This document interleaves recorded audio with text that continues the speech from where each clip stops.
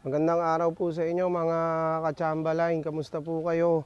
Ngayon po, mag-share po ako sa inyo nung naging hiraman po namin ng breeding materials nung kaibigan ko. Yan po yung ibabahagi ko po sa inyo ngayon. Ngayon papakita ko po sa inyo mga ka-Chamberlain yung mga kapatid, yung kapatid nung sweater na pinahiram ko sa kanya at saka po yung kapatid po nung Boston na broodstag na naipahiram ko po sa kanya. Bali, hindi ko po kasi na-vlog yung naging usapan namin, yung palitan namin nung kumuha siya ng broodstag dito, nung binigay naman niya o hinatid po niya dito sa akin yung hinihiram ko po din sa kanya. Nauunawaan ko naman po, gawa po nung medyo mahihain po kasi yung kaibigan ko, kaya nirespeto ko po kung ano po yung gusto niya. So sa madalit sabi po, halos uniform naman po yung breeding na yan.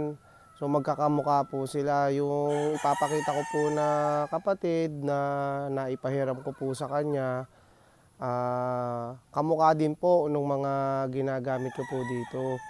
Samahan niyo po ako para maipakita ko po sa inyo. Ayan mga ka-Chamberlain po yung nahiram ko na broodcock. Ngayon po medyo naglulugon pa siya.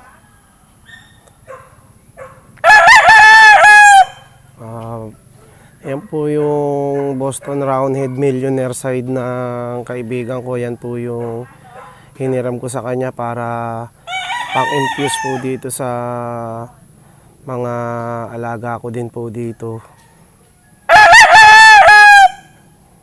Boston Roundhead Millionaire side po. Ayan.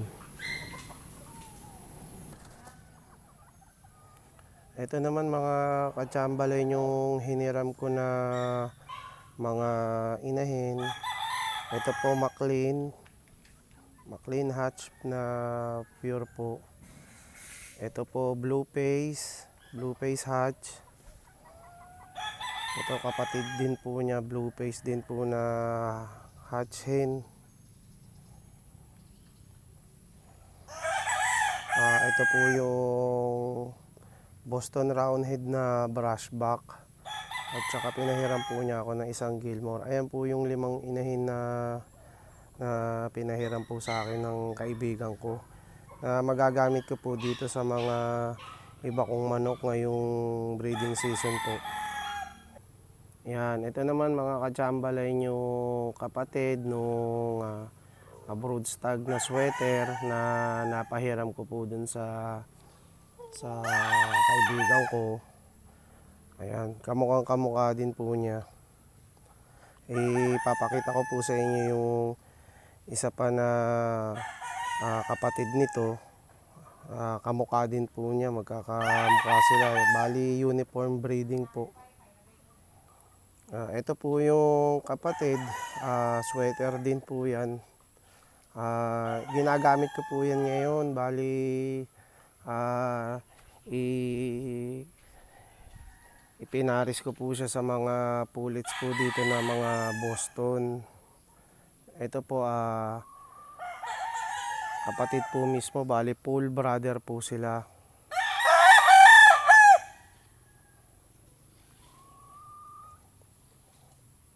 Ito din mga ka-Chamberlain, isang dink pair din po na sweater. Yan po. Magkakapatid po yan.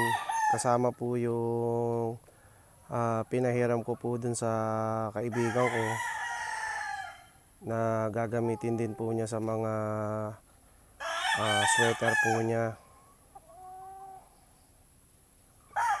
Ito naman po mga ka-Chamberlain yung kapatid po nung broodstag na Boston Roundhead na naipahiram ko po sa kaibigan ko. Ayan po yung kapatid niya, straight comb. Ang nanay niya po kasi straight comb. Nakuha ko po yung mga magulang nila kay Sir Marlon Escolin last January. January 19 nung first day po ng Expo 2020 po. Ayan po yung bali anak na po. Kasama po niya yung mga 5K pullets. Diyan ko po siya isinama. Pakita ko po sa inyo yung isa mga kachambalay, yung isa rin na Boston Roundhead po. Ito po mga kachambalay yung isang kapatid na Boston Roundhead. Full brother din po sila nung straight comb at saka nung pinahiram ko din sa kaibigan ko. Kasama po niya mga sweater po na pullets. Bali kapatid po yan na babae nung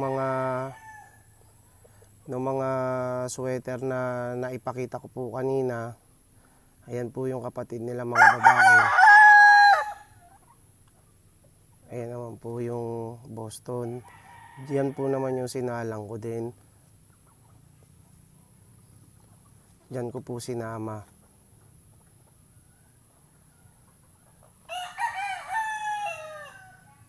Ayun po mga kachambalay na naipakita ko po sa inyo na-share ko po sa inyo yung mga manok na hiniram ko at saka yung mga pinahiram ko din naman po dun sa kaibigan ko. Alam niyo po yung sa ganyan paraan mas nagiging close tayo ng mga kaibigan natin. Yung mga linyada natin na nare-refresh. Halimbawa sa kanya, ang sabi nga niya meron siyang mga dingper doon.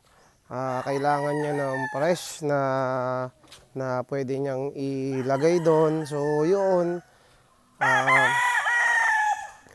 pinahiram ko po siya nung kailangan niya. Same din po dun sa mga Boston niya, yung mga roundhead po niya ron. Kailangan din niya rin na mapasariwa ulit po yung mga roundhead niya. So yun, binigyan ko din po siya o napahiram ko din po siya nung kailangan niya, na malaking bagay po talaga, lalo na sa mga katulad din natin na mahilig din na magpalahi.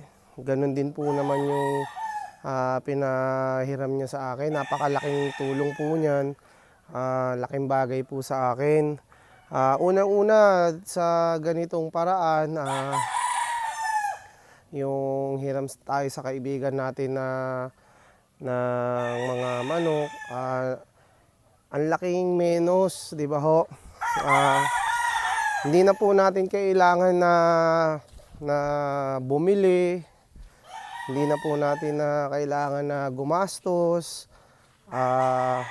Yung pagiging magkakaibigan natin, ayun po yung namamagitan. Yan po yung masarap din sa pag-aalaga ng mga manok. Nakakapag-share tayo sa isa't isa ng mga alam natin na best. Yung best ko dito, i-share ko po sa kanya. Same din naman po siya na yung best niya na alaga, may papahiram niya sa akin, may ibabahagi niya sa akin, na yun po yung part na nakakatuwa po sa samahan ng dalawang magkaibigan po. So bali ganun po yung naging tema nung pagpapalitan namin, nung hiraman namin, na napakaganda, healthy, mas lalong nagiging matibay po yung samahan natin sa mga kaibigan natin. Ngayon po, sagutin ko lang po muna mga kachambalay yung isang katanungan po nung subscriber din po natin dito na meron daw po siyang isang ginagamit na tandang.